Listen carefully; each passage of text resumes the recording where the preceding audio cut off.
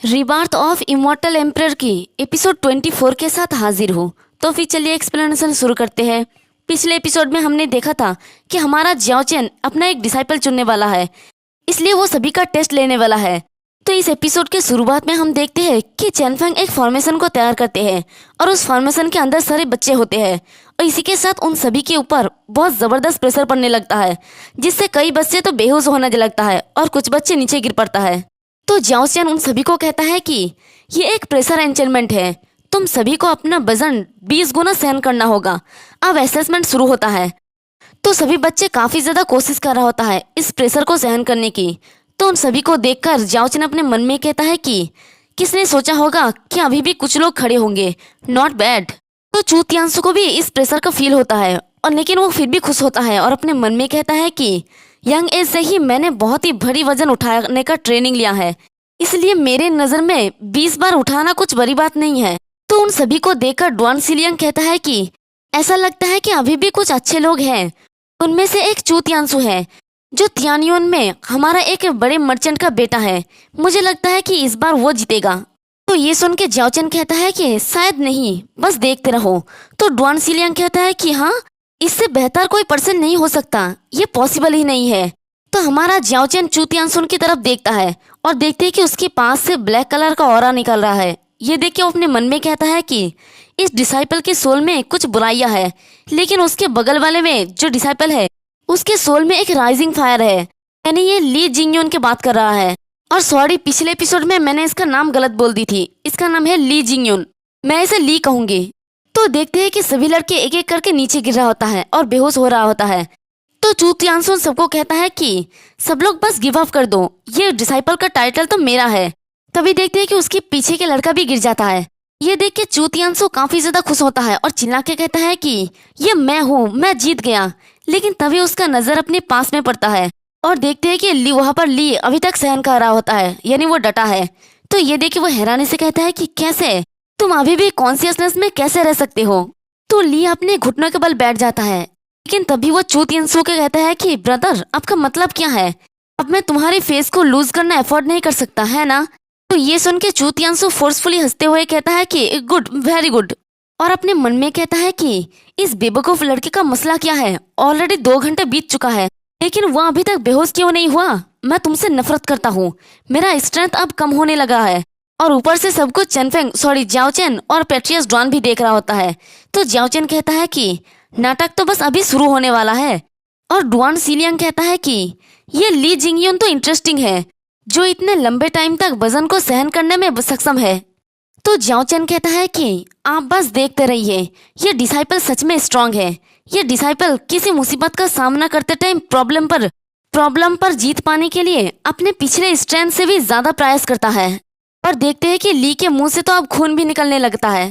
तो ली को इस हाल में देखकर चू कहता है कि जिंगयू, तो तुमने अपने पहले ही स्ट्रेंथ को साबित कर दी है, तो अगर तुम जारी नहीं रख सकते तो परसिस्ट करने की कोशिश मत करो। तो ये सुन के ली कहता है कि ब्रदर चू, मैं ठीक हूँ, मैं अभी भी जारी रख सकता हूँ। तो ये सुन के चू गुस्से में अपने मन में कहता है कि ये लड़का तो हार मानने का नाम ही नहीं ले रहा है। तो ली को देखकर पेट्रियस ड्वान कहता है कि हालांकि उसका स्ट्रेंथ और पावर बहुत ज्यादा नहीं है, फिर भी उसके आगे बढ़ने का विल पावर अमेजिंग है। दूसरी ओर चू तियान्सु ज्यादा टाइम तक आगे नहीं बढ़ पाएगा। तो जियाओ चेन कहता है कि इस पर गौर करे तो रिजल्ट क्लियर है। इसी के साथ टाइम बीतती जाती है और चू का हालत काफी ज्यादा खराब होता है, इतना ज्यादा हो जाता है कि वो नीचे गिर पड़ता है और कहता है कि मैं इसे और नहीं कर सकता, मैं इसे और बिल्कुल भी नहीं कर सकता। और वो अपनी साइड में ली को देखता है जो आँख खुले हुए हालत में ही बेहोश हो गया होता है। तो ये देख के चू हंसते हुए कहता है कि मैं जीत गया, आखिर तक मैं जीत ही गया। तभी वहां पर पेट्रियस ड्वान आ जाता है उसके सामने और कहता है कि नहीं, ये असेसमेंट ये देखने के लिए था कि कौन सबसे ज्यादा टाइम तक टिक सकता है।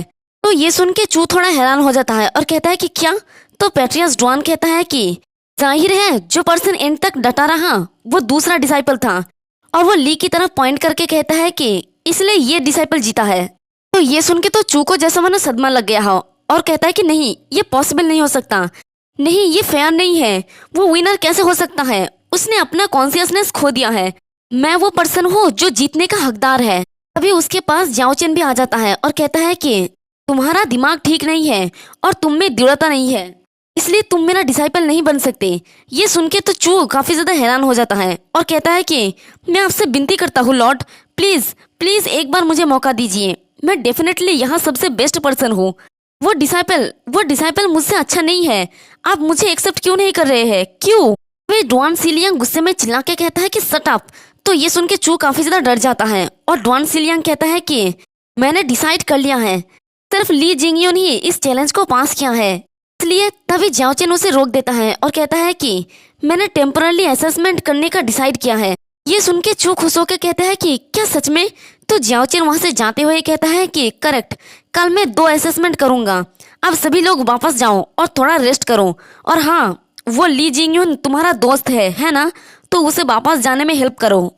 तो चू कहता है कि हाँ ठीक है।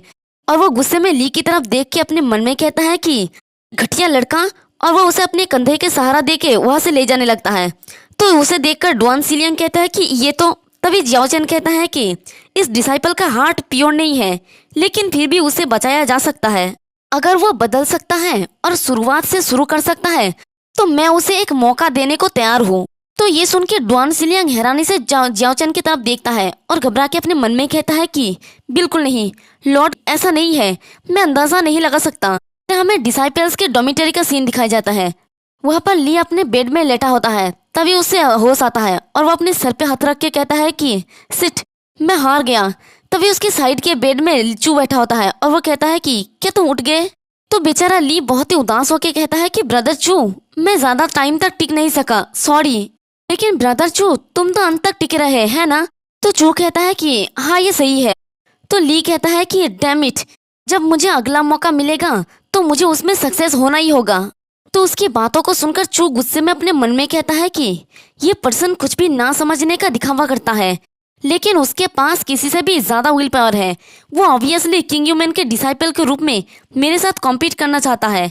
मुझे शायद उसे मार देना चाहिए, लेकिन अगर मैं उसे अभी मार देता हूँ तो झू तियानजुन को मेरे इंटेंशन पर डाउट होगा। अब मैं क्या करूँ? तभी उसके मन में कुछ खुराफाता आइडिया आता है और वो कहता है कि मैं समझ गया। और वो वहां से जाते हुए कहता है कि अच्छा से आराम करो, मैं तुम्हारे लिए कुछ खाने के लिए बनाने जा रहा हूँ।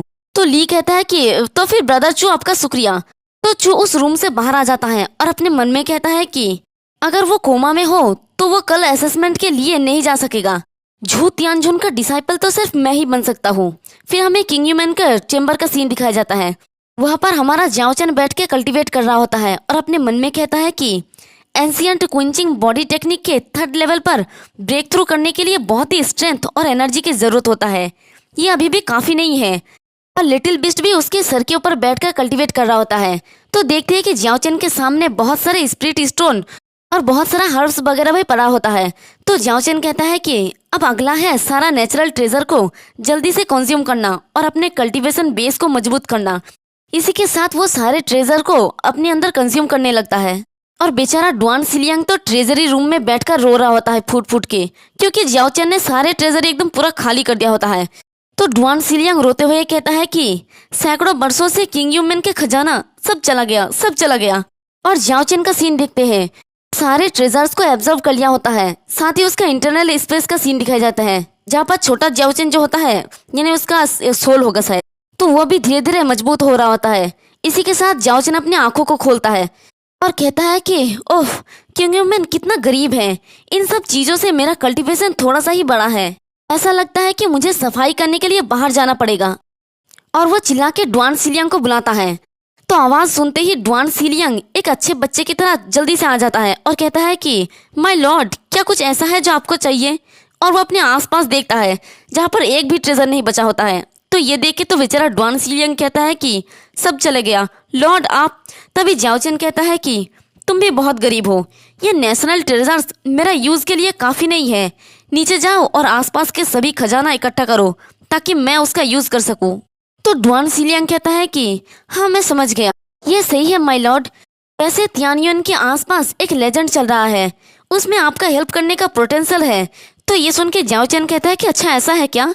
तो डुआन सीलियांग कहने लगता है कि मास्टर मुझसे कहा करते थे कि नॉर्थ में माउंटेन्स के एक रॉ के बाद एक बड़ा थंडर क्रिस्टल वेन है जो बहुत अच्छी तरह से छिपा हुआ है।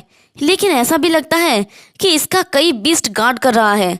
हालांकि क्रिस्टल वेन का ताकत इतना ज़्यादा है कि सोल्जर्स इसे एब्जॉर्ब नहीं कर सकते थे। यही वजह है कि कोई भी इसे नहीं चाहता था। तो जियाओ चेन ड्वान सिलियांग को कहता है कि जाओ और जाकर इसे ध्यान से ऑब्जर्व करो। अगर ये सच में क्रिस्टल वेन है तो ये बुरा नहीं है। तो ड्वान सिलियांग कहता है कि हाँ मैं समझ गया, और वो वहाँ से चला जाता है। तो जियाओ चेन अपने बीस्ट की तरफ देखता है और बेचारा वो मुंह लटके के लेटा होता है। तो जियाओ चेन अपने पास से 2 क्रिस्टल निकालता है। ये देख के तो बीस्ट काफी ज्यादा उफ उफ करने लगता है खुश होके। तो जियाओ चेन उन दोनों क्रिस्टल को बीस्ट को दे देता है और कहता है कि जल्दी से इसे ले लो और ट्रेन करो। तुम अभी बहुत ही कमजोर हो जो तुम्हें यूजलेस बनाता है। तो ठीक है मैं बाहर जा रहा हूँ, तो तुम कंटिन्यू रखो। और वो छोटा बीस्ट उस स्टोन की पावर को एब्जॉर्ब करने लगता है।